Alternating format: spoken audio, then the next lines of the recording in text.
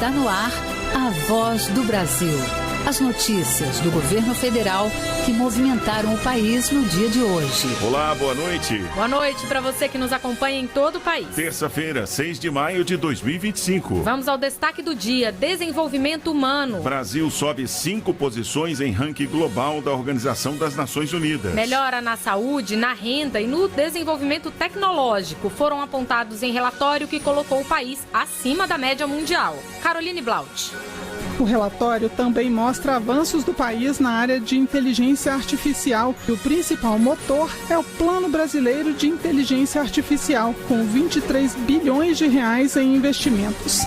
E você vai ouvir também saúde. Mortes no território Yanomami caem 21% em 2024. A entrega de mais de 160 mil cestas de alimentos colaborou para a melhoria das condições de saúde. E ainda, o programa Mais Médicos abre 3 mil vagas. Profissionais de saúde vão atuar em localidades remotas e onde há carência para a população. E 100 milhões de reais vão ser liberados pelo Ministério da Saúde para reforçar o atendimento de crianças com vírus respiratório. Hoje, na apresentação da Voz do Brasil, Mariana Jungmann e Luciano Seixas. E acompanhe a gente ao vivo. Acesse radiogov.ebc.com.br ou canal Gov na sua TV aberta.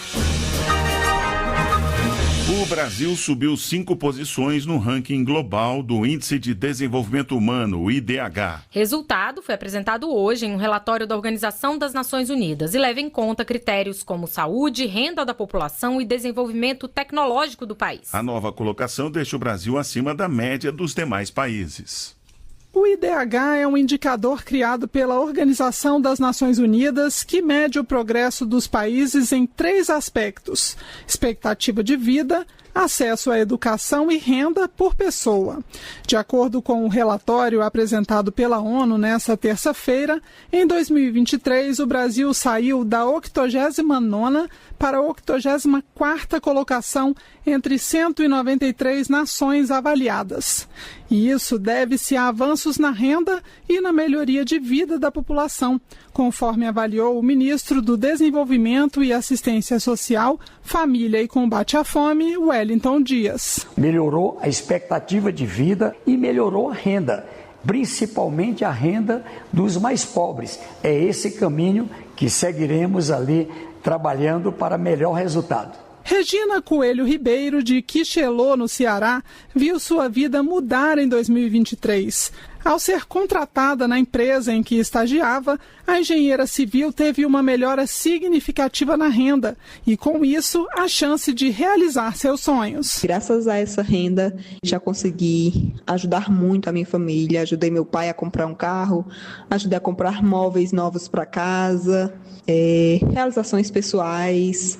E continuo estudando, continuo investindo nos meus estudos e espero continuar crescendo. Em uma escala que vai de 0 a 1, quanto mais próximo de 1, maior o desenvolvimento humano. E de acordo com os dados, a pontuação do Brasil subiu para 0,786 em 2023, superando a média global de 0,739 e colocando o país na faixa de alto desenvolvimento humano, ao lado de nações como China e México. O relatório também mostra avanços do país na área de inteligência artificial. E o principal motor é o Plano Brasileiro de Inteligência Artificial, com 23 bilhões de reais em investimentos. A ideia é que a tecnologia não seja mais privilégio de poucos, mas uma ferramenta ao alcance de todos, facilitando o acesso à educação, saúde, informação e gerando mais empregos. Reportagem Caroline Blaut. Pois é, e a experiência brasileira para acesso das pessoas a alimentos saudáveis também dentro das cidades foi apresentada em um evento no Peru. O Fórum Internacional de Sistemas Agroalimentares Urbanos foi realizado hoje e contou com a participação de 7 países da região, além de um representante dos países do Caribe. A secretária nacional de Saúde Alimentar e Nutricional, Lilian dos Santos Raal, falou sobre a estratégia Alimenta Cidades.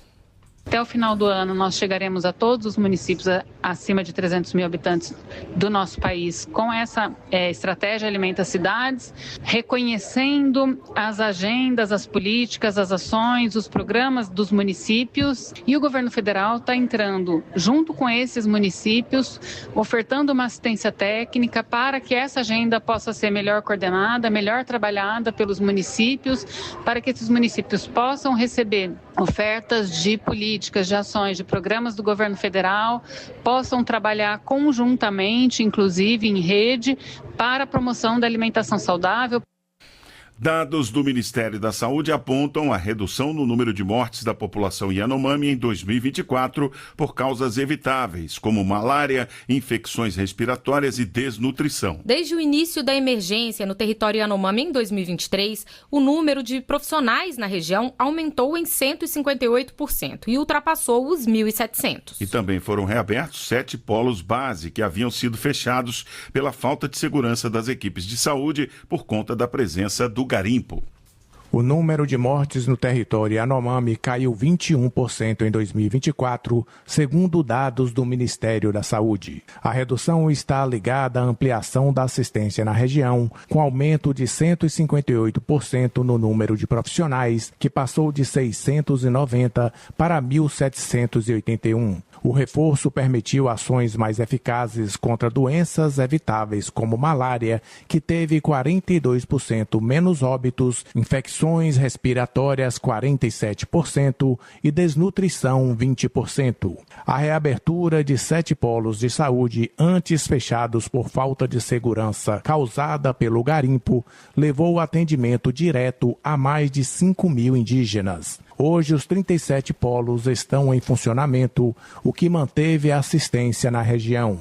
O Ministério da Saúde investiu 256 milhões de reais em 2024 para reestruturar as unidades e melhorar o atendimento primário. A malária teve queda na letalidade e na proporção de testes positivos, mesmo com aumento nas notificações. A ampliação dos exames de 180 mil para 260 mil e o fortalecimento da vigilância permitiram o melhor controle da doença. Já a desnutrição grave em crianças menores de 5 anos caiu de 24% para 19% e metade das crianças Yanomamis atingiu o peso ideal. Em Brasília, Claudimário Carvalho.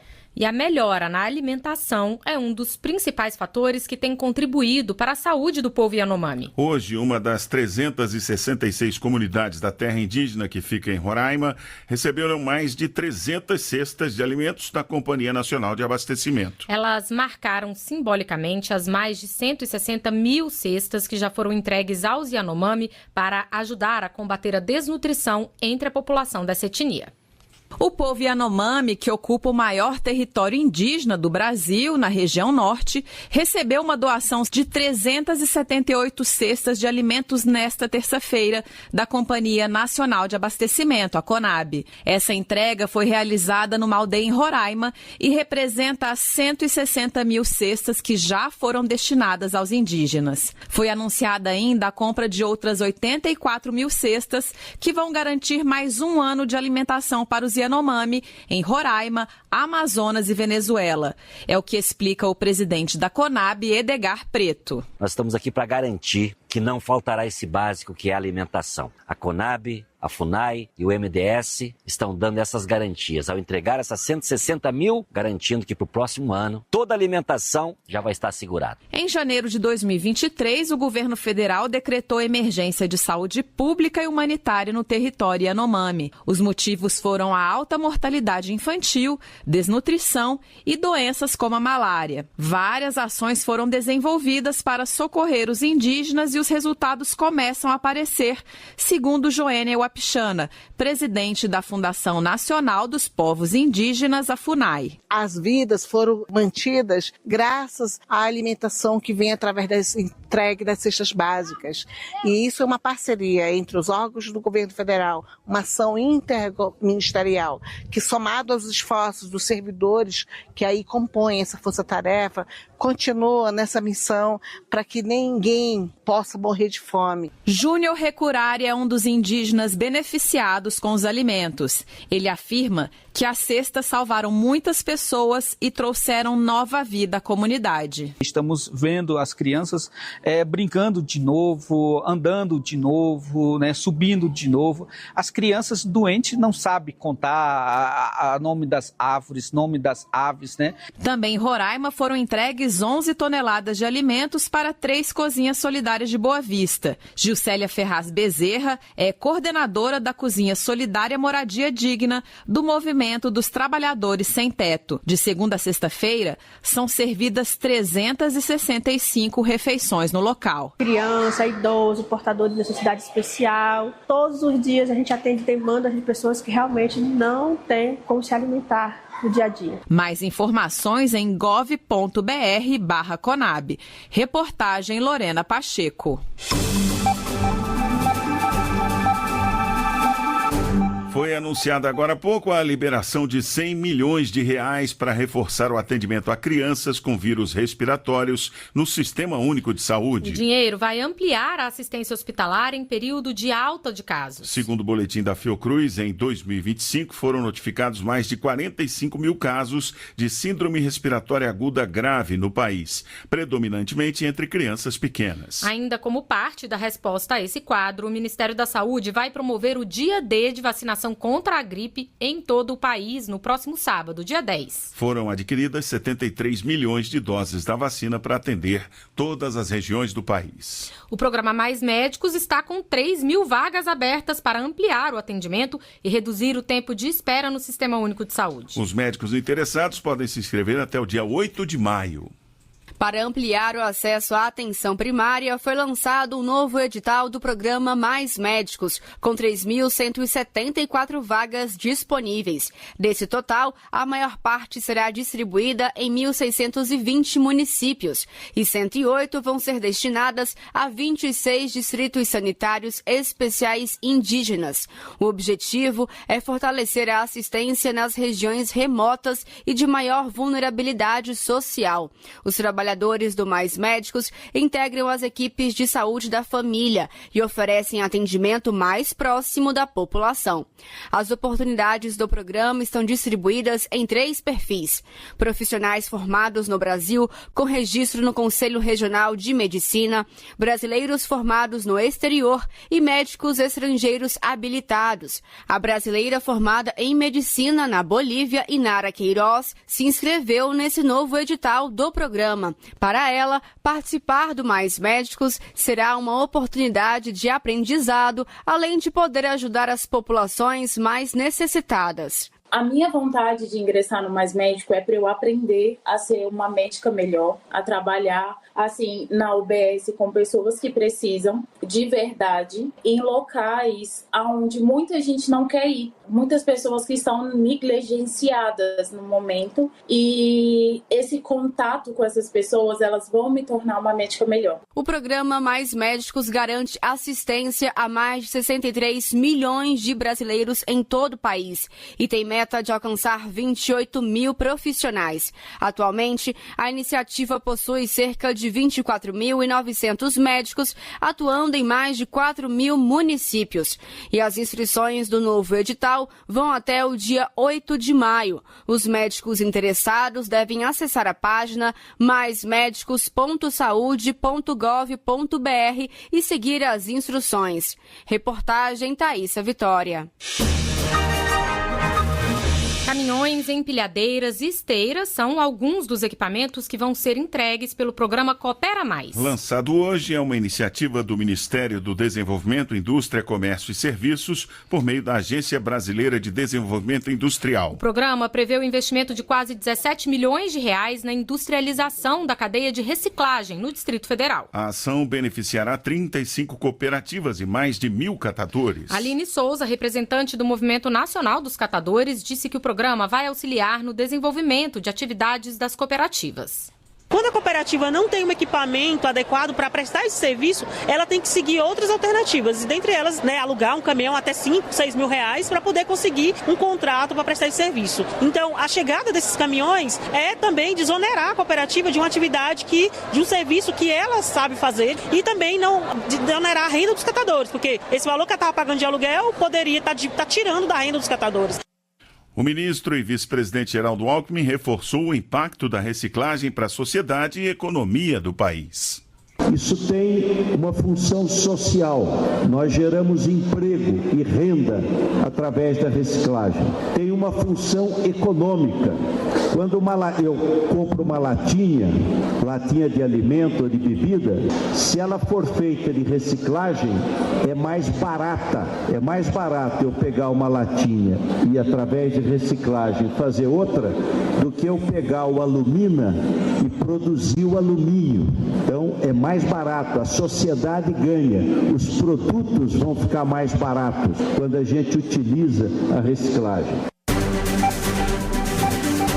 Um espaço democrático onde todos podem contribuir com ideias e propostas para o enfrentamento das mudanças climáticas no Brasil. É a 5ª Conferência Nacional do Meio Ambiente que chega agora em sua fase final. Até sexta-feira, em Brasília, serão escolhidas as propostas que vão nortear as políticas públicas na área pelos próximos anos. A repórter Gabriela Noronha está participando neste momento da abertura do evento e conversa ao vivo com a gente. Boa noite, Gabriela. Boa noite, Luciano, Mariana. Boa noite a todos que nos ouvem na Voz do Brasil. Olha, isso mesmo, a cerimônia de abertura vai começar a qualquer momento e vai contar com a presença da ministra do Meio Ambiente e Mudança do Clima, Marina Silva.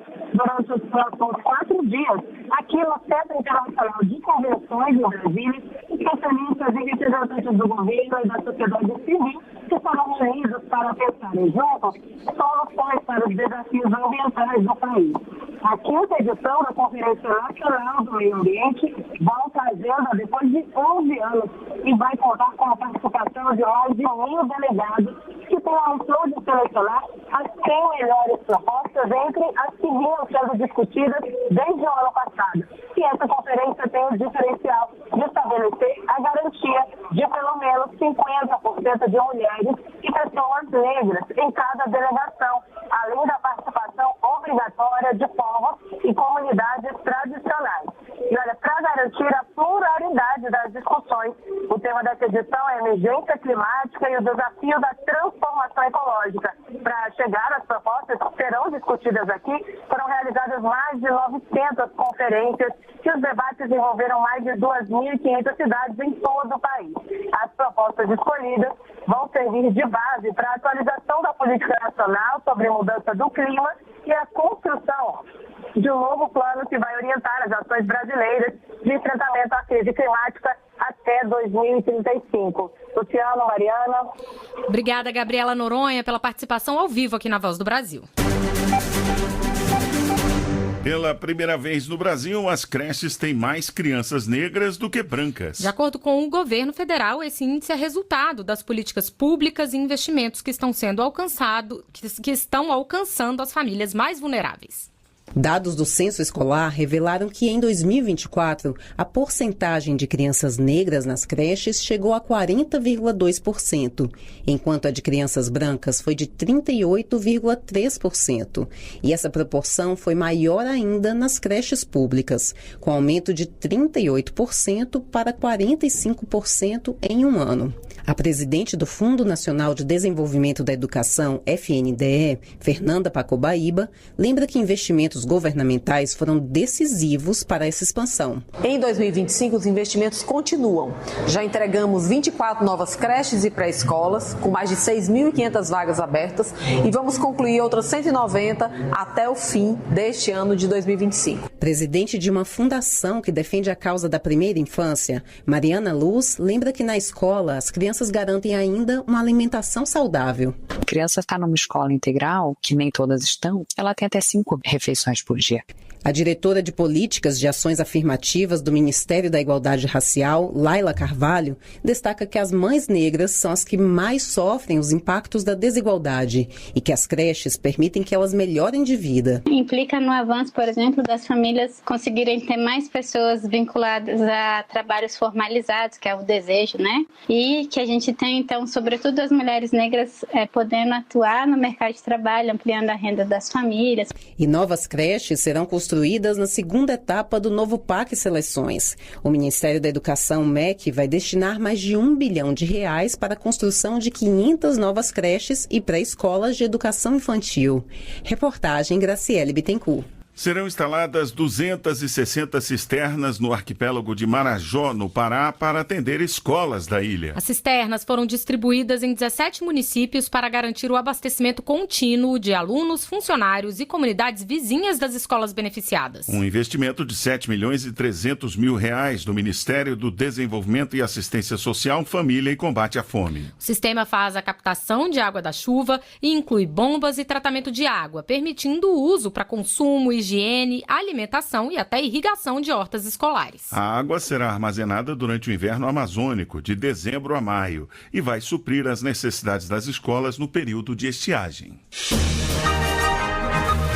Investir agora para colher bons frutos no futuro do esporte brasileiro. Essa é a ideia do programa Revelar Talentos, que oferece suporte técnico a atletas, treinadores e equipes especializadas. O projeto completou 1 ano e já trouxe benefícios para mais de 600 jovens em todo o país. O Revelar Talentos abre o caminho no esporte para a próxima geração de campeões nacionais. A ação do programa se dá nos bastidores, amparando técnicos que se dedicam a identificar gênios esportivos ainda brutos. João Sena é técnico de atletismo no estádio Agostinho Lima, em Sobradinho, no Distrito Federal. Há 42 anos ele ajuda na formação de atletas. Essa meninada que trabalha, que foram reveladas aqui no estádio, já passou de 600 medalhas nacionais e internacionais. Aqui foram descobertos mais de 40 campeões brasileiros, 17 campeões sul-americanos e 5 medalhas pan-americanas e 1 medalha olímpica, 2 medalhas mundiais. Voltado ao esporte de alto rendimento, o Revelar Talentos está em busca das próximas estrelas, atletas prodígios de até 21 anos. O programa também apoia treinadores, equipes multidisciplinares, pesquisadores e gestores. Cada núcleo recebe recurso financeiro de R$600 mil. Esse valor garante os melhores equipamentos, estrutura de ponta e toda a ajuda necessária para que os esportistas alcancem o máximo potencial, como a Marina Ferreira, que já soma medalhas importantes no seu currículo na modalidade de marcha atlética. Eu acho que é uma grande oportunidade, né, que a gente está tendo de crescer e evoluir ainda mais no esporte. O programa é uma iniciativa do Ministério do Esporte e completou 1 ano de existência. São muitas histórias sendo construídas e vividas diariamente. Gabriel dos Santos, de 17 anos, e Josué Barros, de 16, praticam atletismo no estádio Agostinho Lima, onde funciona um núcleo do Revelar Talentos. Para eles, o esporte se tornou símbolo de esperança. Meu foco é treinar muito, participar muito dessa seleção brasileira e, com fé em Deus, um dia chegar nas Olimpíadas. Meu evento principal é o Sub-18, que vai ser em junho, né? Que eu tenho grande chance de ir para o Sul-Americano, mas também é o Sub-20. E no futuro a Olimpíada, claro. A força do Revelar Talentos está também nas parcerias estratégicas com várias instituições esportivas em todo o país. O programa oferece apoio em diversas modalidades, como atletismo, basquete, vôlei, judô, boxe e natação. É o que afirma a secretária nacional de Excelência Esportiva, Isiane Marques. É muito fácil você conseguir apoio para um atleta consagrado, que está na mídia, que já conseguiu resultados. Mas quem realmente apoia o atleta que ainda não é, né, reconhecido, que precisa ainda seguir a trajetória, aprender, né, ter o seu caminho para poder chegar no alto rendimento. Então, acho que esse é o diferencial e é muito mais difícil. Acho que é por isso que ele supre essa necessidade Brasil afora. Outras informações sobre o programa Revelar Talentos podem ser acessadas na página do Ministério do Esporte em gov.br/esporte. Com locução de Lorena Pacheco, reportagem Cleide Lopes.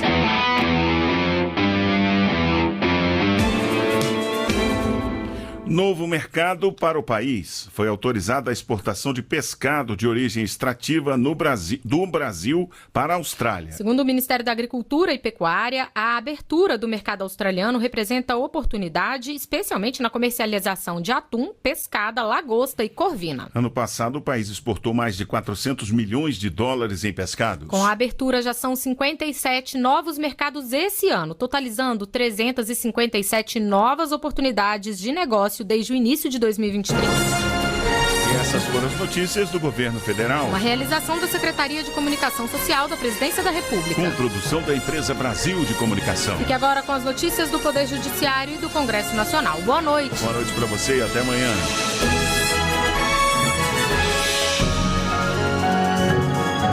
A Voz do Brasil. Governo Federal.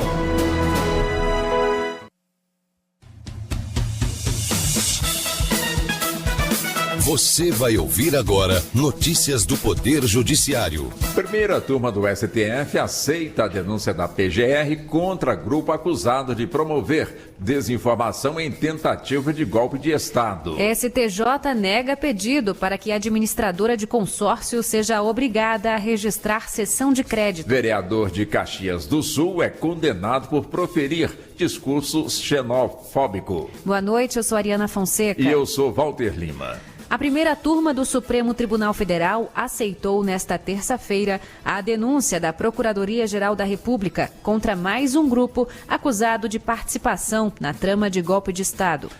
O Núcleo 4 é acusado de usar a estrutura da Agência Brasileira de Inteligência para promover a desinformação. Neto Costa.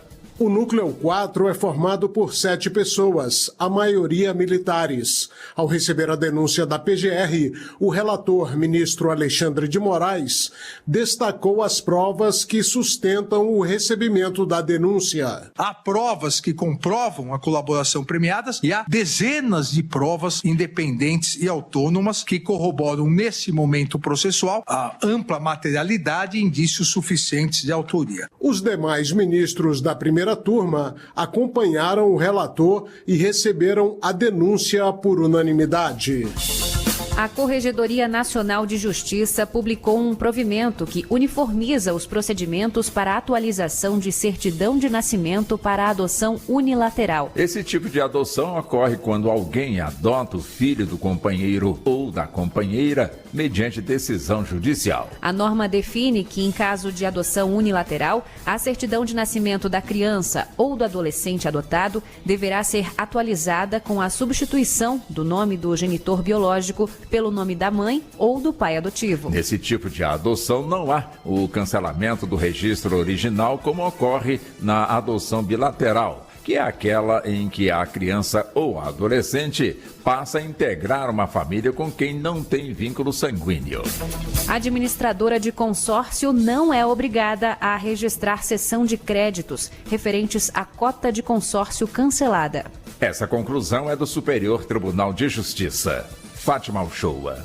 Ao comprar os direitos de cota de consórcio cancelada, uma empresa queria que a administradora registrasse o negócio, apontando-a como detentora do direito de receber o crédito e para evitar o pagamento do valor ao consorciado que fez a transferência. A terceira turma do STJ pontuou que não há lei que obrigue a administradora a registrar a cessão de direitos a pedido da pessoa que adquiriu o crédito, com quem não tem nenhuma obrigação. Para o relator ministro Ricardo Vilas Boas Cueva, cabe à empresa que adquiriu o crédito assumir os riscos do negócio. Bancário obtém reconhecimento de dispensa discriminatória por idade. Para a segunda turma do Tribunal Superior do Trabalho, o plano de demissão voluntária do banco tinha critério etário disfarçado de adesão voluntária. Anderson Conrado. O bancário trabalhou por 33 anos no Banco do Estado do Espírito Santo, o Banestes. Na ação, ele disse que foi coagido e assediado para aderir ao plano especial de desligamento incentivado. A instituição recorreu da condenação, mas a segunda turma do Tribunal Superior do Trabalho manteve a nulidade da dispensa, por considerar que houve discriminação por idade, prática vedada pela legislação brasileira e por normas internacionais. Vereador de Caxias do Sul é condenado por proferir discurso discriminatório. Ele terá que pagar R$100 mil a título de danos morais coletivos. Marcelo de la Libera. Durante uma sessão da Câmara Municipal, o vereador ocupou a tribuna parlamentar para falar sobre o resgate de mais de 200 trabalhadores que foram flagrados em condições análogas à escravidão em vinícolas do município gaúcho de Bento Gonçalves. O parlamentar utilizou termos xenofóbicos contra os nordestinos, especialmente com relação a quem nasceu na Bahia. O juiz da 3ª Vara Federal de Caxias do Sul afastou o argumento da imunidade parlamentar e concluiu que houve dano moral coletivo. Ainda cabe recurso para o Tribunal Regional Federal da 4ª Região. Você acompanha outras notícias do Judiciário em 104,7 FM para o Distrito Federal e em torno. Ou pelo canal 1.3 da TV aberta em Brasília. Ouça também pelo TuneIn de qualquer lugar do mundo. E baixe agora o TV Justiça Mais, disponível na loja de aplicativos do seu celular. Uma boa noite. E até amanhã. Notícias do Poder Judiciário, uma produção da Rádio Justiça, Supremo Tribunal Federal.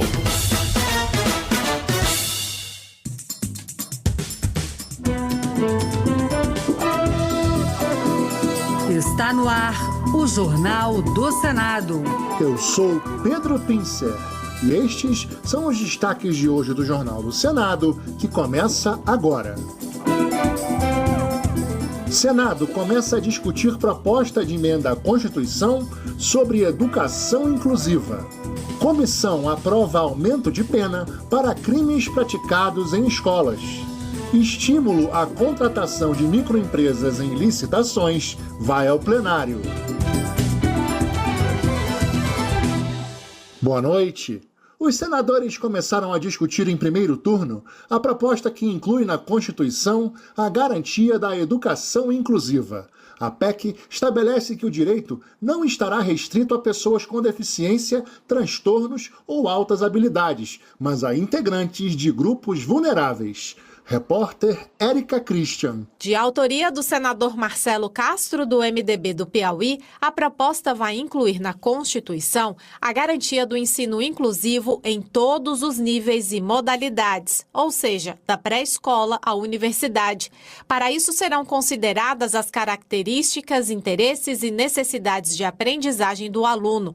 Marcelo Castro considera relevante tornar o ensino inclusivo um direito constitucional para obrigar o poder público a atender esses alunos. Para que isso faça parte de toda a legislação, de toda a regra, de tudo que se for fazer daqui por diante com relação à educação no Brasil, tenha esse princípio da inclusão dessas pessoas no ensino. Já a senadora Zenaide Maia, do PSD do Rio Grande do Norte, que é médica, lembrou que muitos alunos com deficiência até frequentam as escolas, mas não contam com qualquer tipo de assistência. Como pode ter um aluno numa sala de aula, de, por exemplo, deficiência visual e não ter nada em braille e muito menos em tecnologias assistivas? Como pode ter um aluno na sala de aula que tem surdos e não ter um tradutor de Libras? Por mudar a Constituição, a proposta será discutida em 5 sessões no plenário, antes da votação em primeiro turno, e em outras 3 para apreciação em segundo turno. O plenário também aprovou a criação do Grupo Parlamentar Brasil-União Europeia.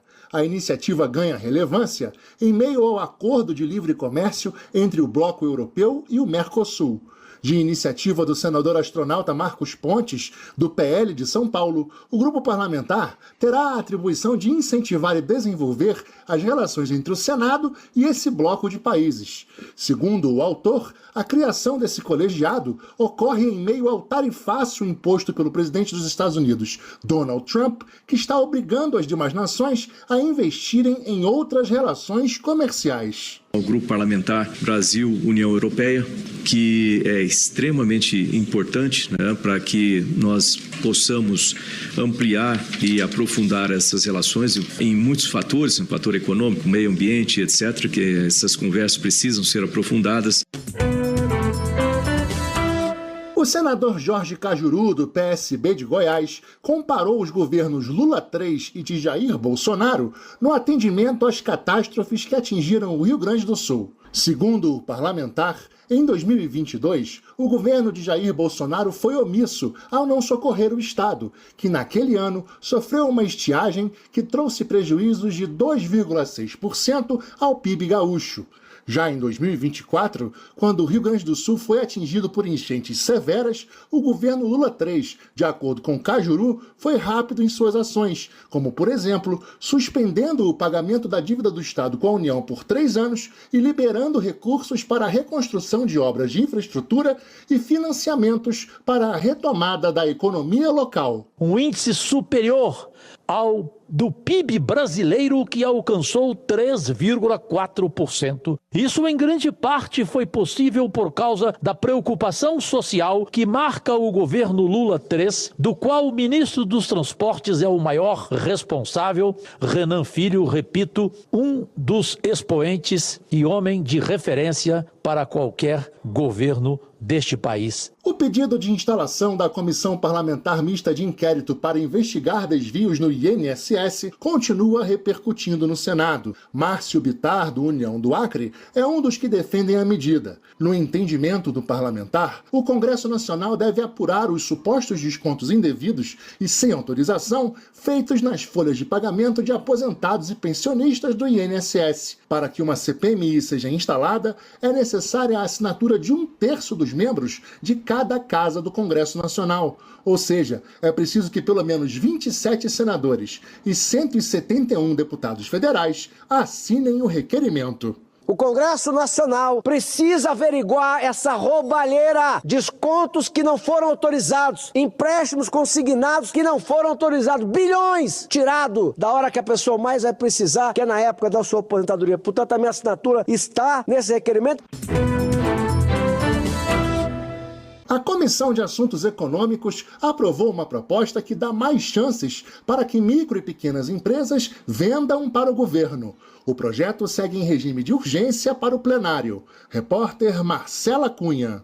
O projeto do senador Chico Rodrigues, do PSB de Roraima, busca facilitar o fornecimento de produtos e serviços ao governo pelas micro e pequenas empresas. A proposta atualiza as regras do Estatuto da Microempresa, aumentando de R$ 80 mil para R$ 140 mil o limite das licitações voltadas exclusivamente para essas empresas. Segundo Chico Rodrigues, o valor está congelado desde 2014. É importante para que você vá atualizando esses valores e oportunize esses pequenos empresários para que essa atividade seja fomentada. Com isso, nós vamos ajudar muito aquelas atividades das microempresas e empresas de pequeno porte. A proposta exige que, quando possível, as empresas vencedoras de licitações públicas para obras e serviços maiores contratem micro e pequenas empresas como prestadoras de parte dos serviços, por meio da subcontratação.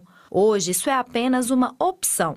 Além disso, o projeto determina que os pagamentos do governo sejam feitos diretamente a elas, sem passar pela empresa principal. A Comissão de Segurança Pública aprovou o aumento das penas para os crimes de homicídio e de lesão corporal praticados dentro de escolas. A proposta vai à Comissão de Constituição e Justiça e ao plenário do Senado. Repórter Bruno Lourenço. A Comissão de Segurança Pública aprovou a proposta que considera agravante o fato de qualquer crime previsto no Código Penal ser cometido dentro de estabelecimento de ensino. O projeto determina ainda o aumento das penas para crimes de homicídio e de lesão corporal praticados no interior das escolas. O senador Fabiano Contarato, do PT do Espírito Santo, diz que a iniciativa apresentada pelo governo federal em 2023 é oportuna. A fim de inibir sua prática e aumentar a segurança, a paz e a tranquilidade de alunos, professores, funcionários e pais nesses ambientes. Trata-se de circunstâncias absolutamente repugnantes que realmente deixam estarrecida a sociedade brasileira, por isso merecem um tratamento penal mais duro. Hoje, o homicídio simples é punido com reclusão de 6 a 20 anos. Pelo projeto, se cometido em instituição de ensino, a pena será de 12 a 30 anos, com a possibilidade de aumento quando praticado contra pessoa com deficiência ou professor, funcionário da escola, parente ou tutor. No caso de lesão corporal dolosa, a punição poderá chegar a 12 anos de reclusão se resultar em morte. O colegiado também aprovou que os estabelecimentos de ensino deverão implementar medidas de segurança, como a contratação de segurança e a instalação de detectores de metais para prevenir a prática de violência. A proposta original do senador Messias de Jesus, do Republicanos de Roraima, obrigava as escolas a contratarem um profissional de segurança para o controle de entrada e saída dos alunos. Mas o relator, senador Hamilton Mourão, do Republicanos Gaúcho, alterou o texto, que segue para a Comissão de Educação, para que o estabelecimento de ensino tenha autonomia para avaliar o risco, a estrutura, o orçamento e a capacidade de arcar com as medidas de segurança. Com isso, demos uma flexibilidade para que as instituições de ensino, uma vez que temos desde colégios extremamente carentes e municípios extremamente carentes, até universidades, né, com capacidade de pagamento muito acima, né, e com isso cada um faz a sua análise e toma as atitudes que julgar melhor no intuito de proteger o seu corpo docente e discente.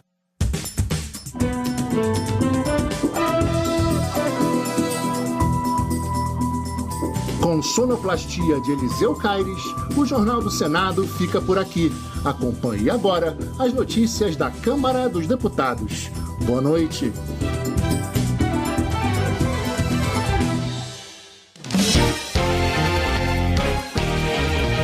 Jornal Câmara dos Deputados. Relator apresenta estudo preliminar sobre reforma do imposto de renda. Câmara instala comissão sobre dívida de municípios com a Previdência. Conselho de Ética suspende mandato de Gilvanda Federal por 3 meses. Deputados divergem sobre forma de apurar as irregularidades do INSS.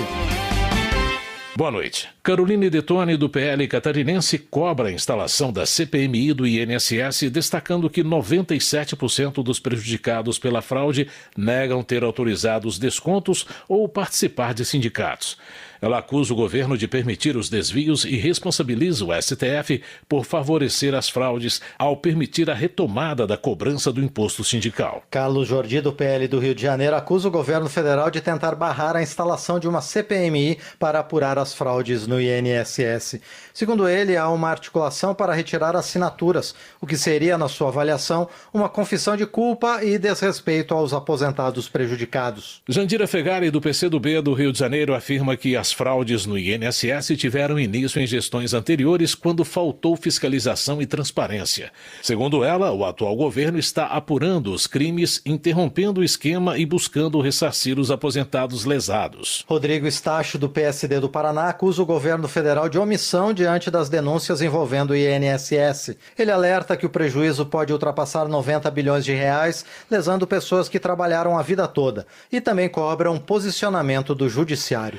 Márcio Gerri, do PCdoB do Maranhão, observa que a oposição está se aproveitando das investigações do INSS para fazer críticas injustas ao governo. Segundo o parlamentar, as irregularidades só vieram à tona graças ao rigor e à seriedade da atual gestão federal. A Câmara instala a comissão especial para analisar a proposta de emenda à Constituição que amplia o tempo de parcelamento das dívidas dos municípios com a Previdência. A repórter Lara Raj acompanhou o início dos trabalhos do colegiado. Foi instalada na Câmara dos Deputados a comissão especial que vai debater a proposta de emenda à Constituição que estende prazos para prefeituras parcelarem dívidas com a Previdência. Já aprovada pelo Senado, a PEC também define limites para o pagamento de precatórios municipais, valores devidos pelas prefeituras decorrentes de sentenças judiciais. O deputado Romero Rodrigues, do Podemos da Paraíba, foi eleito presidente do colegiado e o relator da comissão será o deputado Baleia Rossi, do MDB de São Paulo. Romero Rodrigues, que já foi prefeito de Campina Grande, na Paraíba, disse que trabalhará junto com o relator por um texto justo, que atenda aos anseios dos gestores brasileiros. E sei o quanto é difícil você assumir, às vezes, você se depara com dívidas que são herdadas, você conseguir cumprir com o pagamento, até porque senão do contrário, você pode ser punido com questão de improbidade administrativa ou mesmo transferências voluntárias do governo federal. Então a dificuldade é muito grande, a gente sabe disso. Já o relator da proposta, deputado Baleia Rossi, considera a PEC a proposta municipalista mais relevante nesta legislatura e também acredita que deve ser modificada na Câmara em diálogo com o Ministério da Fazenda e também com senadores. O Senado discutiu e votou por unanimidade, portanto, de convergências, inclusive com a participação efetiva da Confederação Nacional dos Municípios e de todos os partidos, independentemente de disputas internas, buscaram uma convergência para que os municípios possam ter soluções para os problemas reais da população. Baleia Rossi deve apresentar um plano de trabalho na próxima reunião da comissão, dia 20 de maio. A ideia é promover audiências públicas sobre a proposta. A comissão especial terá o prazo inicial de 40 sessões do plenário da Câmara para aprovar um texto, o que deve levar as votações para o segundo semestre. Se a proposta for modificada na Câmara, ela deve voltar para nova análise do Senado. Da Rádio Câmara de Brasília, Lara Raj. Justiça. Dr. Frederico, do PRD de Minas Gerais, acredita que cidadãos comuns estão sendo punidos de forma desproporcional por terem participado dos atos de 8 de janeiro. Ele classifica as prisões como arbitrárias e resultado de um processo político injusto. Dr. Frederico defende a concessão de anistia aos envolvidos, argumentando que houve omissão nas investigações, como o desaparecimento de imagens de segurança e a não identificação dos verdadeiros responsáveis pelos atos de vandalismo. Segurança Pública. Sargento Portugal, do Podemos do Rio de Janeiro, avalia que a PEC que reformula a segurança pública gera concentração de poder na União e enfraquece a autonomia dos estados. Para corrigir a proposta, o deputado apresentou emendas que, segundo ele, protegem a estrutura federativa. Sargento Portugal também defende o reconhecimento das guardas municipais como polícias municipais. Na visão do parlamentar, a valorização dos profissionais da segurança pública influencia diretamente a linha de frente do combate ao crime. Infelizmente, a PEC da segurança pública não contemplou esse reconhecimento. Por isso, também apresentaremos emenda à PEC da segurança pública para corrigir essa omissão e incorporar no texto a denominação de polícias municipais, com as devidas garantias de atuação em áreas rurais e porte funcional de arma de fogo. Nosso compromisso é com o fortalecimento do SUSP, mas sem abrir mão do respeito à Constituição, à autonomia dos entes federados e à valorização real dos profissionais de segurança pública em todo o território nacional. Delegado Fábio Costa, do PP de Alagoas, defende o direito ao armamento civil e critica a política desarmamentista do governo federal. Para ilustrar sua defesa, o congressista elogia a ação de um CAC que teria reagido a um assalto e morto 2 suspeitos de assassinarem um delegado de São Paulo. Para o delegado Fábio Costa, a legislação atual protege criminosos ao tirar dos cidadãos o direito à autodefesa armada. Em sua opinião, o Congresso deve revisar a lei, permitindo que civis realizem o enfrentamento da criminalidade. Comissões. Conselho de Ética e Decoro Parlamentar da Câmara aprova suspensão de 3 meses para deputado Gilvan da Federal. A repórter Noeli Nobre acompanhou a votação do parecer. O Conselho de Ética da Câmara dos Deputados aprovou o pedido de suspensão do mandato por 3 meses do deputado Gilvan da Federal do PL do Espírito Santo por quebra do decoro parlamentar. A maioria dos integrantes do Conselho seguiu a recomendação do relator do caso, o deputado Ricardo Maia, do MDB da Bahia. Foram 15 votos favoráveis e 4 contrários à punição. A suspensão já está valendo e Gilvan disse que não recorrerá da decisão ao plenário. Se a minha punição servir ou para os deputados e deputadas da esquerda respeitarem o outro lado ou serem punidos também, eu sou um homem honrado, eu vou ser punido de cabeça erguida. Gilvan disse também que vai procurar mais Deus para ter equilíbrio e sensatez e que já iniciou seu compromisso de ter um comportamento diferente. Após analisar a representação da mesa diretora da Câmara contra Gilvan da Federal, o relator Ricardo Maia considerou que o parlamentar ofendeu a honra de parlamentares em reunião realizada em 29 de abril pela Comissão de Segurança Pública. Na ocasião, segundo a representação, Gilvan da Federal ofendeu a deputada licenciada Gleisi Hoffmann, em exercício no cargo de ministra das Relações Institucionais, e se envolveu em discussão com o deputado Lindbergh Farias, do PT do Rio de Janeiro. Ricardo Maia explicou. De manifestações que ultrapassam os limites da liberdade de expressão parlamentar, com ataques pessoais e desqualificação moral por meio de termos ofensivos e desrespeitosos que ferem a dignidade das autoridades atingidas. A representação da mesa diretora se baseou em uma inovação que conferiu à própria mesa o poder de propor a suspensão cautelar do mandato. A resolução fixa prazos rápidos e assegura ampla defesa, com previsão de recurso ao plenário. A mesa havia pedido a suspensão de Gilvan da Federal por 6 meses, prazo que Ricardo Maia reduziu pela metade. O relator disse ter havido um entendimento com Gilvan de reconhecer o erro. Da Rádio Câmara de Brasília, Noelle Nobre. Eleições. Otônio de Paula, do MDB do Rio de Janeiro, critica a exigência de filiação partidária para que brasileiros possam disputar as eleições. O deputado lembra que o Brasil é signatário do Pacto de São José da Costa Rica, que assegura o direito de candidatura independente. Otônio de Paula argumenta que o atual sistema favorece o controle dos chamados caciques partidários, líderes políticos que detêm influência e poder dentro das legendas, especialmente no âmbito local. Ele também avalia que a influência do judiciário restringe a soberania dos eleitos.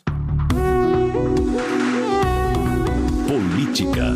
Eli Borges, do PL do Tocantins, contesta a proposta que revê o número de deputados por estado, considerando apenas dados populacionais. No entendimento do parlamentar, a proposta representa um risco de concentração de poder nas regiões mais ricas do país. Ao questionar a urgência da pauta sobre outras, como a anistia e o Plano Nacional de Educação, Eli Borges entende que estados do Norte e Nordeste serão prejudicados com a mudança, apesar de sua importância no fornecimento de matéria-prima e energia para estados mais ricos. Embora seja contra o aumento de deputados federais, Giovânia de Sá, do PSDB, defende uma redistribuição das cadeiras entre os estados. Ela reitera que Santa Catarina, atualmente, está subrepresentado, apesar de sua relevância econômica e populacional. Na visão de Giovânia de Sá, ampliar o número de deputados vai inflar ainda mais a máquina pública, o que contraria os anseios da população. Para ela, essa medida desvia o foco do que realmente importa, que é justiça federativa e políticas públicas eficazes. Economia. Relator da reforma do imposto de renda apresenta estudo preliminar do projeto e pontos para debate. Saiba mais com a repórter Maria Neves. Na reunião de instalação da comissão especial que vai analisar o projeto de reforma do imposto de renda, o relator, deputado Arthur Lira, do PP de Alagoas, apresentou uma análise preliminar da proposta e adiantou pontos que considera ser necessário aprimorar. Na sessão, os deputados referendaram a escolha do deputado Rubens Pereira Júnior, do PT do Maranhão, para presidente do colegiado e de Arthur Lira como relator.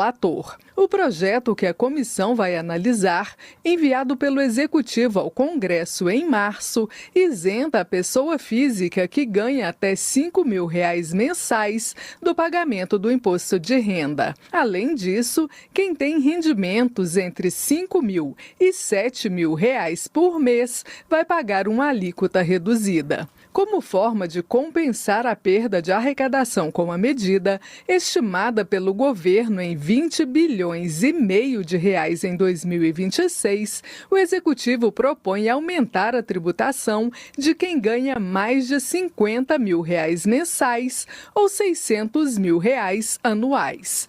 Nesse caso, a partir de R$ 600.000 anuais, haverá uma alíquota crescente que chega ao máximo de 10% para quem ganhar R$ 1.200.000 ou mais no ano. Essa alíquota é um dos pontos que Arthur Lira defende que a comissão discuta. A escolha da alíquota de 10% ocorreu devido ao fato de ser a alíquota mediana da tributação dos países da Organização para a Cooperação e o Desenvolvimento Econômico, a OCDE, que varia entre 5% e 15%. É de se notar que as pessoas físicas são afetadas no país não apenas pela tributação da renda, mas também pelo consumo e temos uma das mais elevadas cargas tributárias do mundo em relação a esta. Assim é que pese os argumentos de que uma eventual mudança na alíquota poderia deixar o projeto de lei desequilibrado, isto não significa que tal alíquota não possa ser alterada ou que não possam ser buscadas medidas compensatórias alternativas. Arthur Lira ainda ressaltou que a proposta do governo tem impacto sobre as finanças de estados e municípios. Segundo afirmou, há estimativas segundo as quais esses entes federados podem perder cerca de 5 bilhões de reais por ano com as mudanças. O estudo do CONOF, um órgão aqui da atividade legislativa de fiscalização e orçamento dessa casa, afirma que os municípios menores terão ganhos, mas os municípios acima de 50 mil habitantes e os estados terão perdas. Então a gente vai ter que estimar quem ganha, quem perde, quanto perde, como é que equilibra isso para que a gente não tenha nenhum tipo de pressão alheia à vontade de todos os deputados e deputadas no plenário desta casa. O relator destacou ainda a necessidade de ponderar os efeitos que as mudanças na arrecadação do imposto de renda podem ter para os investimentos externos no Brasil. Na opinião de Arthur Lira, é preciso trabalhar com cuidado para evitar qualquer tipo de turbulência. O presidente da Comissão Especial, deputado Rubens Pereira Júnior, explicou que o prazo regimental para a comissão analisar a proposta é de 10 sessões do plenário a partir da instalação. O parlamentar disse ainda que pretende realizar audiências públicas itinerantes nos estados para ampliar o debate sobre o projeto, mas externou o desejo de concluir o trabalho ainda neste semestre. No cronograma inicial proposto, o relator Arthur Lira sugere apresentar o relatório no dia 27 de junho. A votação foi prevista para o dia 16 de julho. Com isso, o presidente da Câmara, deputado Hugo Mota, poderia levar o texto ao plenário ainda antes do meio do ano. Da Rádio Câmara de Brasília, Maria Neves. Desenvolvimento Regional. Charles Fernandes, do PSD da Bahia, integra a comissão especial que vai analisar a prorrogação do parcelamento das dívidas previdenciárias dos municípios. Ele afirma que a medida é essencial para aliviar a carga financeira das prefeituras, especialmente de pequenas cidades do interior. Charles Fernandes aponta que a proposta também fortalece a capacidade de gestão dos municípios. O congressista defende a aprovação da matéria antes da próxima Marcha dos Prefeitos, de 18 a 22 de maio em Brasília, e reforça seu compromisso com o municipalismo. O Ronaldo Nogueira, do Republicanos, relembra as enchentes que há um ano atingiram mais de 90% dos municípios do Rio Grande do Sul. Ele ressalta que cerca de 1 milhão de pessoas foram afetadas, principalmente nas regiões do Vale do Taquari, Rio Pardo, Sinos e Metropolitana. Ronaldo Nogueira enaltece a solidariedade nacional diante da tragédia e agradece aos voluntários e parlamentares que contribuíram com apoio e recursos. Ele celebra a resiliência do povo gaúcho e afirma que o Estado segue reconstruindo sua economia com esperança e determinação. Geraldo Rezende, do PSDB, denuncia o abandono da Vila Olímpica Indígena do Brasil, localizada na reserva de Dourados, em Mato Grosso do Sul. O legislador apela aos governos federal e municipal de Itaporã, onde está situada a vila, pela reestruturação do local. Geraldo Rezende reforça que a vila foi inaugurada há 14 anos para atender 20 mil moradores das aldeias de Jaguapiru e Bororó. Ele sustenta que com atividades esportivas e culturais, o espaço tem potencial para revelar talentos e promover a inclusão e a cidadania de jovens indígenas. Meio Ambiente. De acordo com Dilvanda Faro, do PT do Pará, a população está esperançosa com as ações do governo. A deputada acredita que o fortalecimento do Bolsa Família e a criação de programas como o Pé de Meia e o Desenrola Brasil estão mudando a vida das pessoas. Dilvanda Faro acrescenta que a realização da COP30 em Belém será uma oportunidade para gerar benefícios duradouros para o Pará. Ela critica a oposição por tentar deslegitimar as conquistas recentes e afirma que o Brasil vive um momento com oportunidades de crescimento sustentável e valorização da Amazônia. Esses mesmos que só veem um país ruim, que está apenas em suas cabeças e seus perfis de rede social, mantém a todo instante dizendo que a COP30 será um desastre, mas não sabem a eles e elas que essa COP30 será diferente, porque será a primeira a acontecer numa floresta tropical, numa das maiores de todo o mundo. A COP30 não é esquerda nem direita, é um evento global que busca soluções reais para os desafios climáticos. Agricultura. Valmir Assunção, do PT da Bahia, informa que a 5ª edição da Feira Nacional da Reforma Agrária do MST acontece entre os dias 8 e 11 de maio em São Paulo. Segundo o deputado, o evento vai expor mais de 1.700 produtos e espera a visita de 300 mil pessoas. Segundo Valmir Assunção, a feira é aberta à população e terá debates, shows culturais e atividades diversas. O deputado parabeniza o Movimento Sem Terra pela luta em favor da reforma agrária, da produção de alimentos e do desenvolvimento social. Trabalho. Na opinião de Marcon, do PT do Rio Grande do Sul, a proposta que reduz a jornada de trabalho no Brasil oferece ao cidadão mais qualidade de vida. O deputado observa que o aumento do tempo de descanso se traduz em mais lazer e convívio social. Além disso, Marcon acrescenta que a redução da jornada de trabalho permite a qualificação do trabalhador e melhores condições salariais. Ele pede o apoio dos parlamentares à urgência da matéria. Votação. Os parlamentares começaram a discussão na tarde de hoje da proposta de emenda à Constituição que altera o número de deputados. A proposição foi apresentada após o Supremo Tribunal Federal determinar à Câmara a revisão no total de deputados de alguns estados devido a mudanças populacionais. O programa de hoje fica por aqui, com trabalhos técnicos de Everson Orani e apresentação de Márcio Aquiles Sardi e José Carlos Andrade. Uma ótima noite para você. A Voz do Brasil volta amanhã. Boa noite. Você ouviu A Voz do Brasil. Boa noite.